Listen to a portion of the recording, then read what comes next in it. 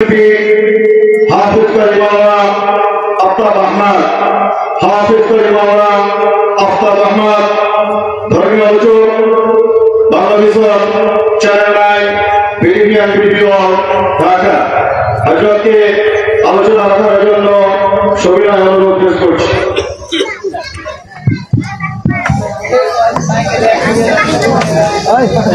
السلام عليكم ورحمة الله وبركاته.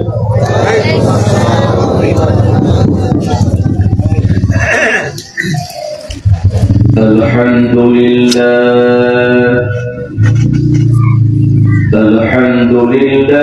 نحمده ونستعينه ونستغفره ونؤمن به ونتوكل عليه ونعوذ بالله من شرور أنفسنا ومن سيئات أعمالنا، من يهده الله فلا مضل له ومن يضلل فلا تجد له وليا مرشدا. نشهد أن لا إله إلا الله وحده لا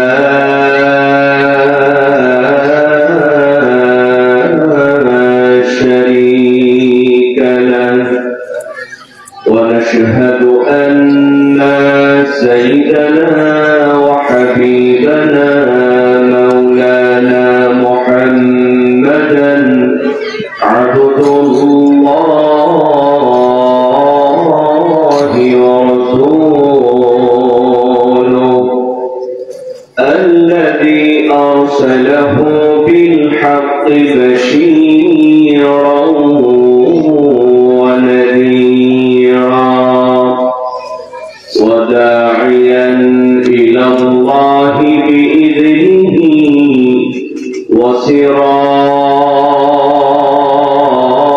وسراجا منيرا.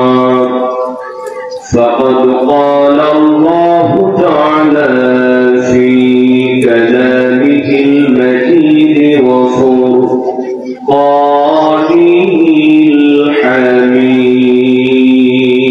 الحميد. সকল জবান খুলে পড়েন আউযু বিল্লাহি মিনাশ শাইতানির রাজীম। বিসমিল্লাহির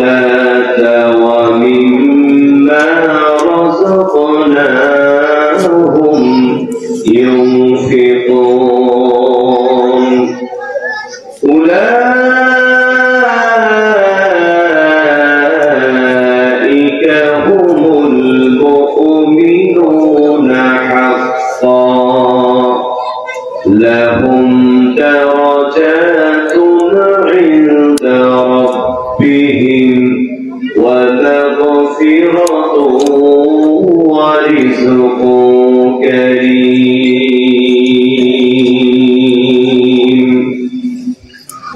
وقال تعالى في شان حبيبه صلى الله عليه وسلم: إن الله وملائكته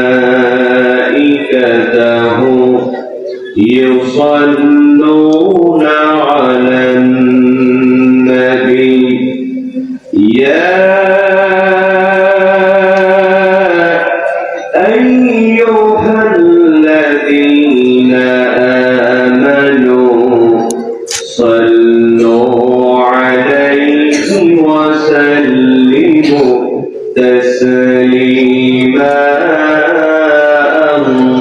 اللهم صل على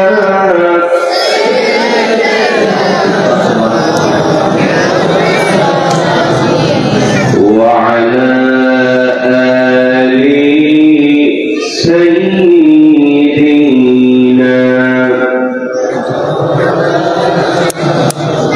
নবীর প্রতি সবার ভালোবাসা আছে না নাই? কম না বেশি? দরুদ আছে যেখানে আমরা আছি। তাহলে একটু জোর কণ্ঠে নবীর প্রেমে মাতোয়ারা হয়ে আকাশ বাতাস মুখরিত করে বলেন আল্লাহুম্মা সাল্লি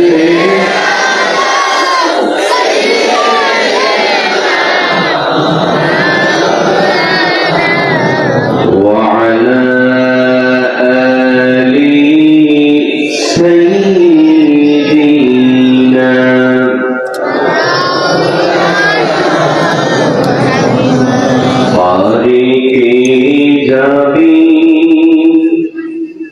নবীর নৌকাতে আয় পারে যাবি, নবীর নৌকাতে আয়। তিন কাঠের নৌকা খালি নাই ডোবার ভয়, সে নৌকায় নাই ডোবার ভয়। পারে কে যাবি নবীর নৌকাতে আয়। আল্লাহুম্মা সাল্লি আলা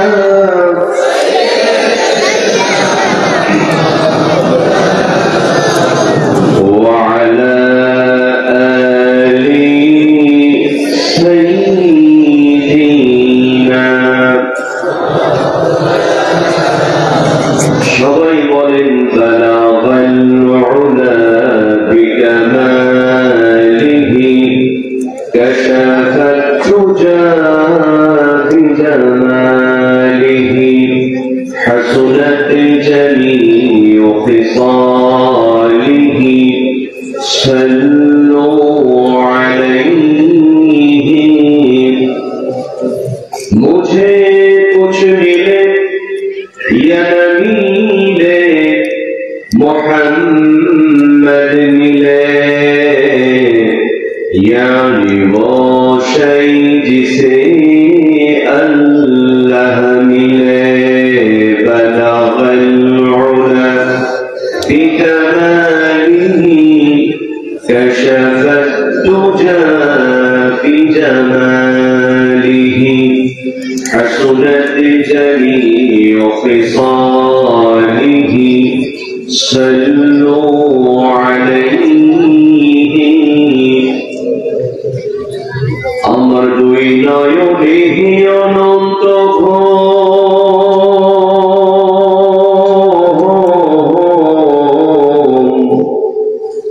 দুই নয়নে অনন্ত ঘুম দেহুয়াইয়া দে মাটির বিছানায় তোরা দেশুয়াইয়া দে। কথা বলে ঠিক কিনা? এই দুনিয়াতে অহংকার করবার কিছু আছে? নেতাগিরি করার কিছু আছে? আপনি যত বড় এমপি হন, যত বড় মন্ত্রী হন না কেন, এখনই যদি মারা যান, ওই মসজিদের মাইক থেকে এলান করে আপনার লাশটা কবরে ফেলে আসা হবে। কথা বলে ঠিক কিনা? আর চিল্লা এখন ঠিক কিনা? আমার দুই নয়নে অনন্ত দুই নয়নে অনন্ত দে ধুয়াইয়া দে মাটির বিছানাই তোরা দে শোয়াইয়া দে আমার মাটির বিছানাই তোরা দে শোয়াইয়া দে কান্দিস না স্বজন তোরা কান্দিস না ভাই বোন এই বিছানায় একদিন রে করবি রে শয়ন তোরাও করবি রে শয়ন। কথা বলে ঠিক কিনা? কান্দিস না স্বজন তোরা কান্দিস না ভাই বোন এই বিছানায় একদিন রে করবি রে শয়ন তোরাও করবি রে শয়ন। আমার তিন টুকরা কাপড় দিয়া তিন টুকরা কাপড় দিয়া দে জড়াইয়া দে মাটির বিছানায় তোরা দে শোয়াইয়া দে আমার মাটির বিছানায় তোরা দে শোয়াইয়া দে আমার মাটির বিছানায় তোরা দে শোয়াইয়া দে।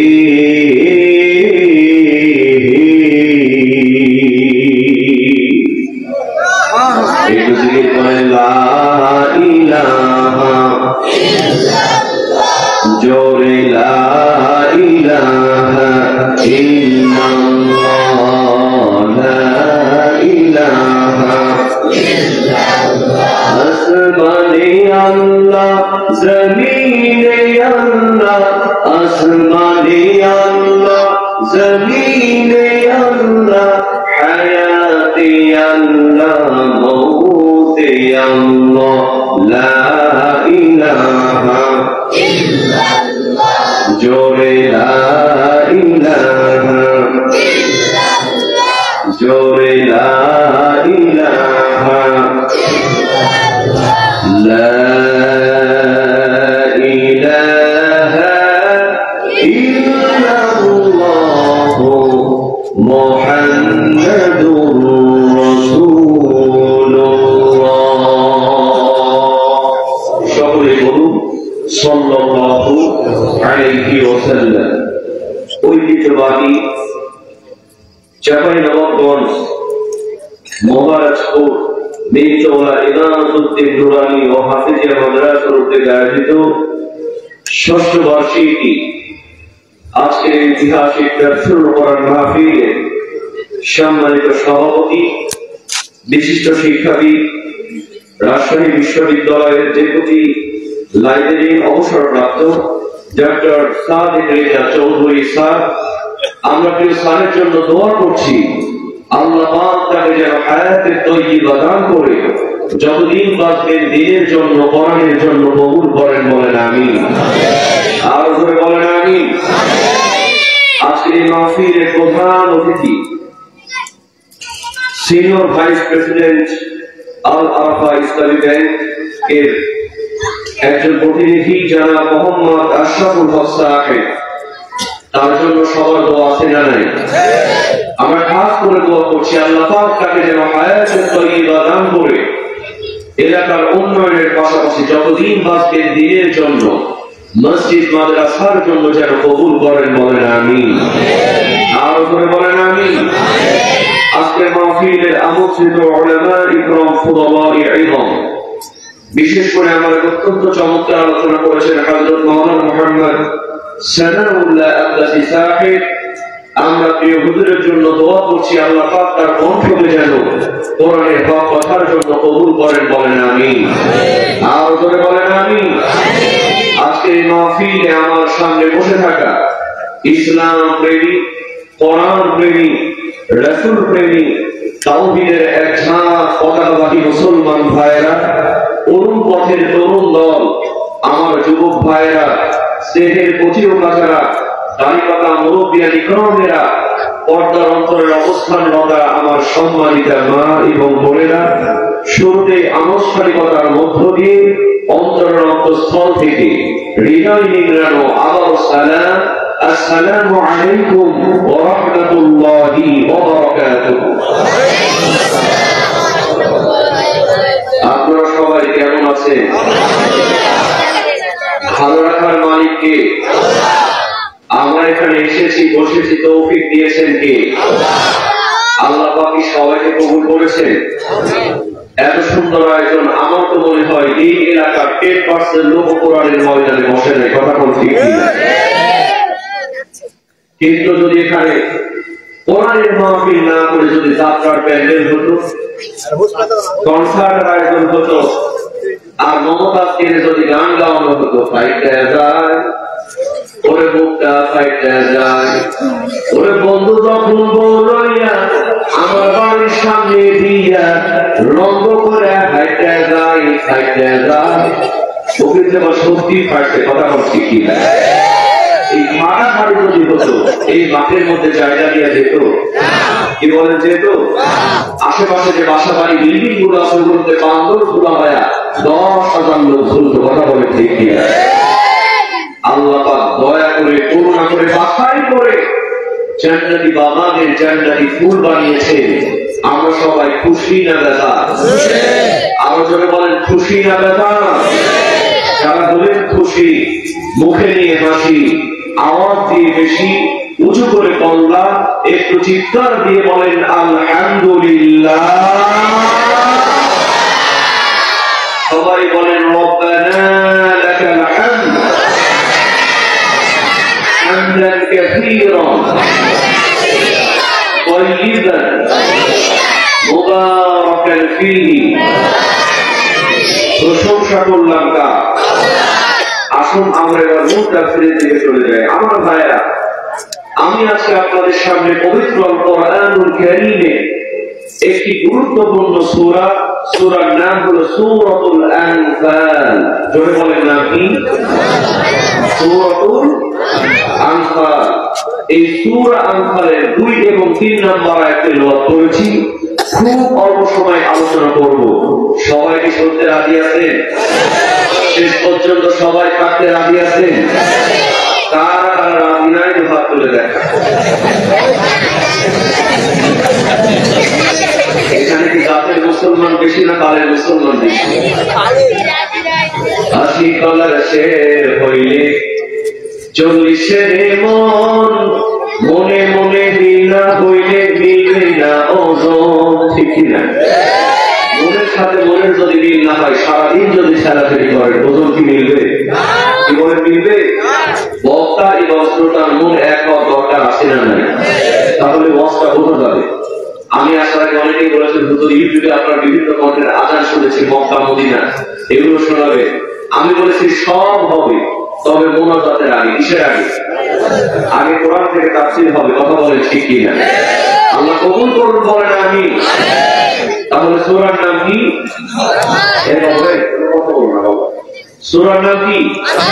সূরাতুল আনফাল। আয়াত নাম্বার 2 এবং 3। আল্লাহু রাব্বুল আলামিন পবিত্র কোরআনুল কারীমের সূরাতুল আনফাল এর 2 এবং 3 নম্বর আয়াতের মধ্যে মুমিনদের জন্য 5টা কোয়ালিটির কথা বলেছেন। জোরে বলেন কয়টা? আল্লাহু রাব্বুল আলামিন বলেন এই 5টা কোয়ালিটি যারা অর্জন করবে, উলাইকা হুমুল মুমিনুনা হাক্কান, এরাই হলো প্রকৃত ঈমানদার। জোরে বলেন সুবহানাল্লাহ। আল্লাহ রাব্বুল আলামিন বলেন এই প্রকৃত ঈমানদারদের জন্য আমি 2টা পুরস্কার রেখেছি। জোরে বলেন কয়টা পুরস্কার? আল্লাহ বলছেন লাহুম দারাজাতুন ইনদা রাব্বিহিম ওয়া মাগফিরাতুন ওয়া রিজকুন কারীম।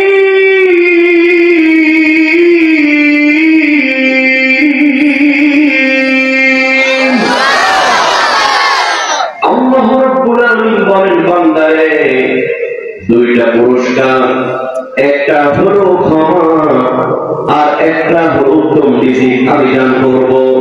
যদি 5টা কোয়ালিটি আমার বান্দা অর্জন করতে পারে, জোরে বলুন সুবহানাল্লাহ। কোয়ালিটি কয়টা? আর জোরে বলেন কয়টা? আমার কথা না আল্লাহর কথা? আল্লাহ রাব্বুল আলামিন প্রথম নাম্বার কোয়ালিটির কথা জানাই দিলেন, ইন্নামাল মুমিনুনা আল্লাযীনা ইযা যুকিরাল্লাহ। আল্লাহ রাব্বুল আলামিন বলেন, মুমিন তো তারাই তাদের সামনে যখন আল্লাহকে স্মরণ করা হবে, ওয়াজিলাত কুলুবুহুম, আল্লাহর ভয়ে তাদের অন্তরটা কেঁপে উঠবে, জোরে বলুন সুবহানাল্লাহ। যুকিরাল্লাহ, যখন আল্লাহকে স্মরণ করবে, তার মানে আল্লাহকে স্মরণ করা মানে পরকালীন জিন্দেগির কথা মনে করার দরকার আছে না নাই? বাজার, এই দুনিয়ায় কি শেষ জীবন, না এর পরে আরেকটা জীবন আছে? আল্লাহকে স্মরণ করার মানে হলো আপনি যেমন আল্লাহকে ভয় করবেন, সেই ভয়টা আপনার চিন্তা আসবে, এই দুনিয়ায় আমার শেষ নয়, আমাকে কবরে যাওয়া লাগবে আর আমার বিচার হবে। কথা বলেছি? গভীর মনোযোগ মুসলমান, এখানে আল্লাহ রাব্বুল আলামিন অজাল শব্দ ব্যবহার করেছেন। জোরে বলেন শব্দটা কি? অজাল। এই অজাল মানে হলো ভয় করা। আবার আল্লাহ রাব্বুল আলামিন পবিত্র কোরআনুল কারীমে সূরাতুল কুরাইশের মধ্যে ভয়ের কথা বলেছেন, ওয়া আমানাহুম মিন খাউফ। এই খাউফুল মানে ভয়, অজাল মানে ভয়, কিন্তু দুইটা ভয়ের মধ্যে একটা পার্থক্য আছে না? তাফসীরকার বলেন, খাউফুল মানে হলো দুনিয়ার সাধারণ ভয়। আপনার পকেটে লক্ষ লক্ষ টাকা, আপনি গভীর রজনীতে চাঁপাইনবাবগঞ্জ শহরের মধ্যে দিয়ে নিরিবিলি হাঁটতেছেন, আপনার মধ্যে সন্ত্রাসীর ভয় আছে না? বন জঙ্গলের মধ্যে যাচ্ছেন, হাতের মধ্যে একটা লাঠি, একটা টর্চলাইট, আপনার সাপ বিচ্ছুর পোকামাকড়ের ভয় আছে না নাই?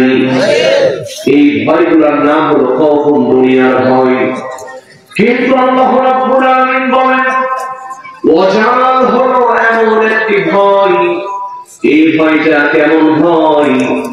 আপনি রমজান মাসে রোজা রেখেছেন, প্রচন্ড পিপাসা পেয়েছি, আপনি ঘরের দরজা লাগায় এক ঢোক যদি পানি খান, দুনিয়ার কোনো মানুষ কিন্তু জানতে পারবে না।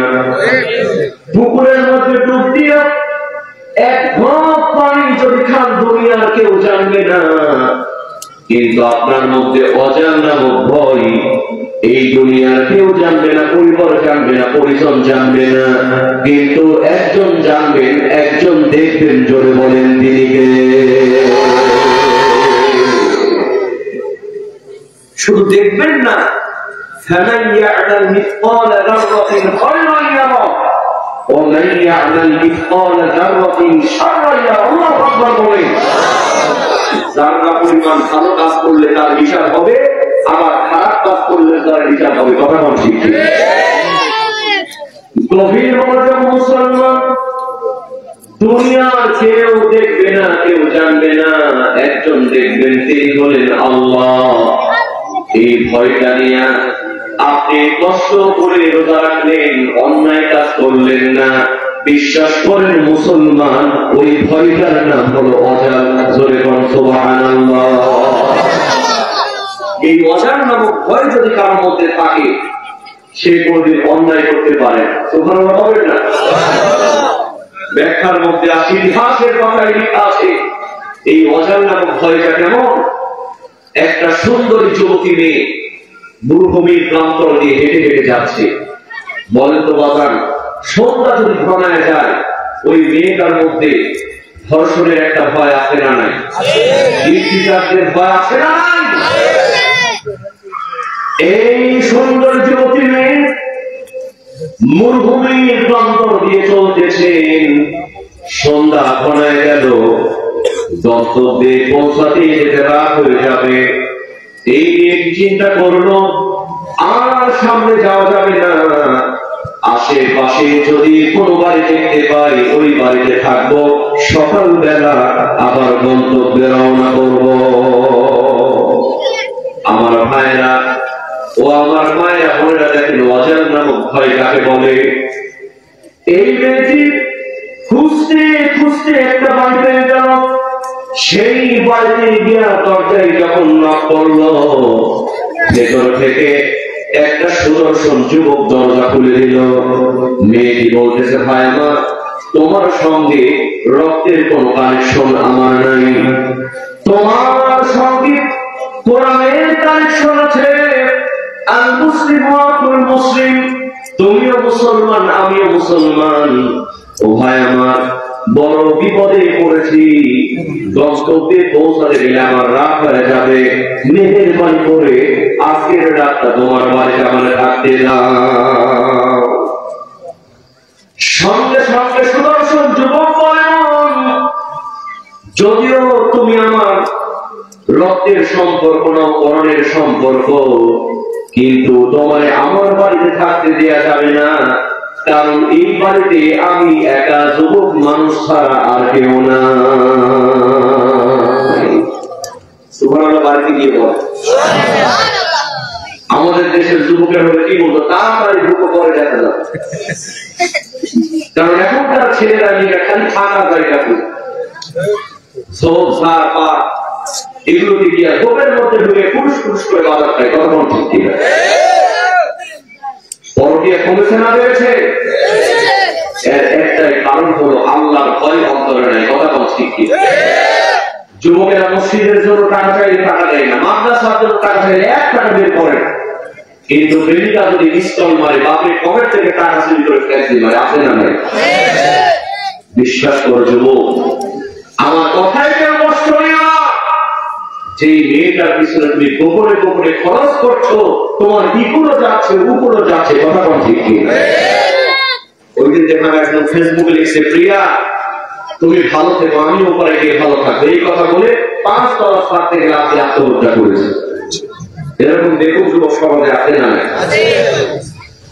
বিশ্বাস কর যুবক, যেই মেয়েটার জন্য তুমি সময় নষ্ট করছো, যেই মেয়েটার জন্য তুমি টাকা পয়সা নষ্ট করছো, গোপনে প্রেম করছো, 3 বছর 4 বছর প্রেম করার পরে ওই মেয়েটার যখন ডাক্তার ইঞ্জিনিয়ার বিশেষ কেনা এরকম ছেলের পক্ষ থেকে যখন বিয়ের প্রস্তাব চলে আসে, তখন কিন্তু তোমার টাকা দিয়া ওই ডাক্তার ইঞ্জিনিয়ার টাকলার হাত ধরে চলে যায়। কথা কোন ঠিক কিনা?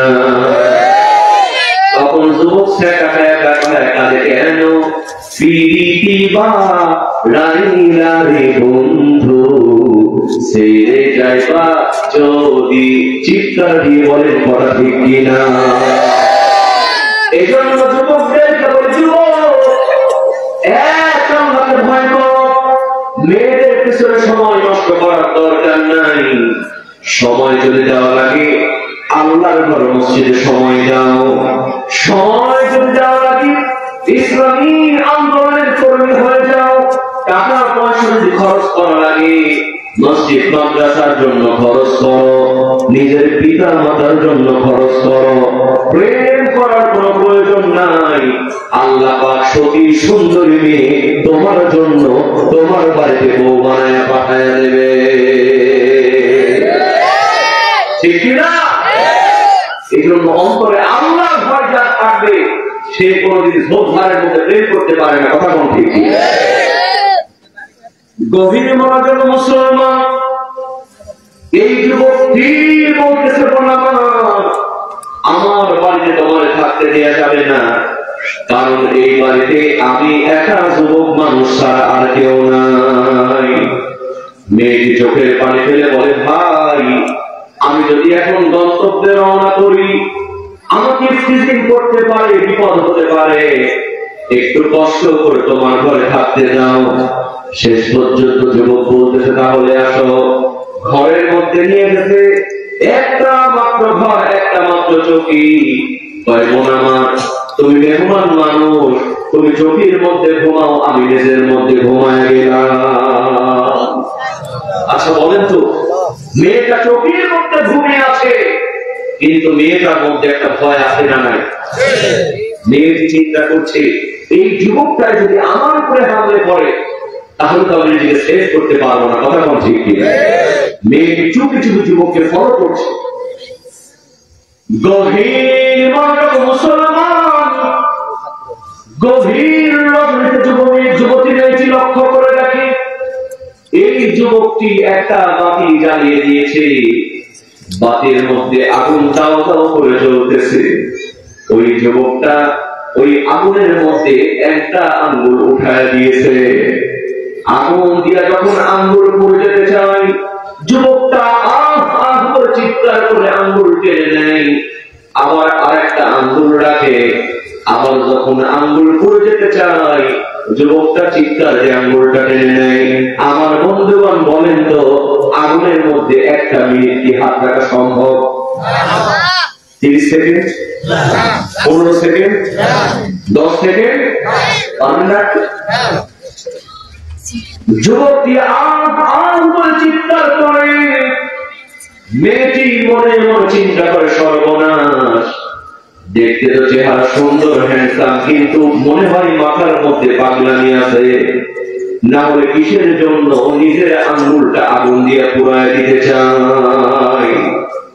সকাল হয়ে গেল, মেয়েটি বিদায় নেওয়ার সময় বলতেছে, ভাই আমার, তোমার বাড়িতে থাকলাম, কোনো সমস্যা হয় নাই, তোমাকে ধন্যবাদ, কিন্তু আমার মধ্যে একটা কৌতূহল জাগ্রত হয়েছে।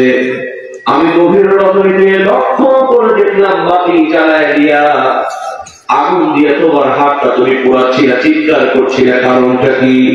তোমার মাথার মধ্যে কি পাগলামি আছে নাকি? সঙ্গে সঙ্গে যুবকটি চোখের পানি ছেড়ে দিয়ে বলে, আমার মাথার মধ্যে কোনো পাগলামি নাই। তুমি যখন আমার চোখের মধ্যে শুয়েছ, গভীর রজনীতে শয়তান আমার মধ্যে কুমন্ত্রণা দিতে শুরু করেছে। ও যুবক, এমন সুযোগ কোনদিন আর পাবি না। যা করার করে নি, সকালবেলা আল্লাহর কাছে তওবা করে নিস। ও যুবক, তুই এমন সুযোগ আর কোনদিন পাবি না, জেনা করলে কেউ কোনদিন দেখবে না। শয়তান যখন আমার মনে এমন কুমন্ত্রণা দেওয়া শুরু করে দিল, আমি যখন অজার নামক ভয় আমার অন্তরে নিয়ে আসলাম, আগুন জ্বালায় দিলাম, আমার আঙ্গুলটা আগুনের মধ্যে রাখলাম, বেশিক্ষণ রাখতে পারলাম না, যন্ত্রণা শুরু হয়ে গেল। আমার মনকে বুঝালাম, মন রে, দুনিয়ার সামান্য বাকির আগুন সহ্য করতে পারলি না, এখনই যদি মারা যাস, ওই জাহান্নামের আগুন কেমন করে সহ্য করবি? কারণটা হলো, এই ঘরের মধ্যে জেনা করলে হয়তো কেউ দেখবে না, একজন দেখবেন, জোরে জোরে বলেন তিনি কে? ও মা, ও বোন, এই চিন্তা করে সারা রাত পার করে দিয়েছি, শয়তান আমার কোনো ক্ষতি করতে পারে নাই। জোরে বল সুবহানাল্লাহ। এটাই হলো অজাল নামক ভয়। এই অজাল নামক ভয় যদি কারো থাকে, বলেন অন্যায় করা কি সম্ভব? 6 দিন পরে চোখ খসে যাবে, 9 দিন পরে চুল, কবর দাহে সামান নিতে কইর না কেউ ভুল, কবর জায়গা ভালো নয়, আমল দিয়ে কবর গৃহ সাজিয়ে নিতে হয়। 17 দিন পেটে থেকে সে পোকার খাদ্য হবে, 7 দিন পরে গোশ থাকবে না, কঙ্কাল পড়ে রবে, 90 দিনে হাড় গুলি সব, 90 দিনে হাড় গুলি সব আলাদা হয়ে রয়, কবর জায়গা ভালো নয়, কবর জায়গা ভালো নয়, কবর জায়গা ভালো নয়, আমল দিয়ে কবর গৃহ সাজিয়ে নিতে হয়। আল্লাহ বলছেন, মুমিনদের প্রথম নাম্বার কোয়ালিটি হলো অজিলা কুলুবুহুম, যখন তারা আল্লাহকে স্মরণ করবে, জাহান্নামকে স্মরণ করবে, কবরকে স্মরণ করবে, তখন আল্লাহর ভয় তাদের অন্তরটাকে ভেবে উঠবে। জোরে বল সুবহানাল্লাহ। এরপরে 2 নম্বর কোয়ালিটির কথা আল্লাহ জানায় দিলেন, وَإِذَا تُلِيَتْ عَلَيْهِمْ آيَاتُهُ زَادَتْهُمْ إِيمَانًا। চিৎকার দিয়ে বলেন আল্লাহু আকবার। আল্লাহ রাব্বুল আলামিন বলেন, মুমিনদের 2 নম্বর কোয়ালিটি হলো যখন তাদের সামনে কোরআন তেলাওয়াত হবে, যাদাতুহুম ঈমানা, তখন তাদের ঈমানটা বেড়ে যাবে। জোরে বলুন সুবহানাল্লাহ। কি বেড়ে যাবে? ঈমান বেড়ে যাবে। কিন্তু আমাদের সমাজে ঈমান বাড়ে না, আমাদের কোরআন শুনলে ঘুম আসে। ঠিক কি না? দেখবেন মসজিদে হুজুর জুমার খুতবা দিচ্ছে, অনেক যুবক কিনারা দিয়ে ঘুমাচ্ছে। আমার ওই যুবকরা যখন রাত 2টার সময় পিকনিক হয়, ওরে বাবা কি গান, তোর খবর বানাইলা কি দিয়া, দরজা জানলা কিছুই নাই, কেমনে তোমায় দেখতে পাই গুরুধর বানাই। ওরে বাপরে বাপ, এমন লাগাই ওরে পরে বান্ধব ফিল্ম আসে, কিন্তু কোরআন শুনলে ঘুম আসে। বাগান এই পৃথিবীর যত গান আছে, যত কবিতা আছে, আপনি একবার শোনেন, 2 বার শোনেন, 3 বারের বেশি আর ভালো লাগে না। কথা বলছি কি না? আছে না? না। আমরা যখন খুব ছোট ছিলাম, বাংলাদেশে একটা গান আসছিল, আকাশেতে লক্ষ তারা চাঁদ কিন্তু একটা রেইয়া, খুব চলছে না? ওইটা চলে গেল, এরপর আসলে পরে না চোখের পলক, যুবকের রাস্তাঘাটে কেন হারলো, ওইটাও চলে গেল। এরপর আসলো তুমি কোথাও, ওইটাও চলে গেল। এই যে বাগান, গত করোনার পরে একটা আবার আসলো, কাঁচা বাদাম পায় তোরা হাতে চড়ে থাকে, যদি সিটি বলেছেন দিয়ে যাবে, তাতে সমান সমান বাবা বাদাম পাবে। কি যে একটা অবস্থা, যেখানে বাদাম আর বাদাম, বলেন তো মুসলমান ওই বাদামটা আছে না বিদায় হয়েছে?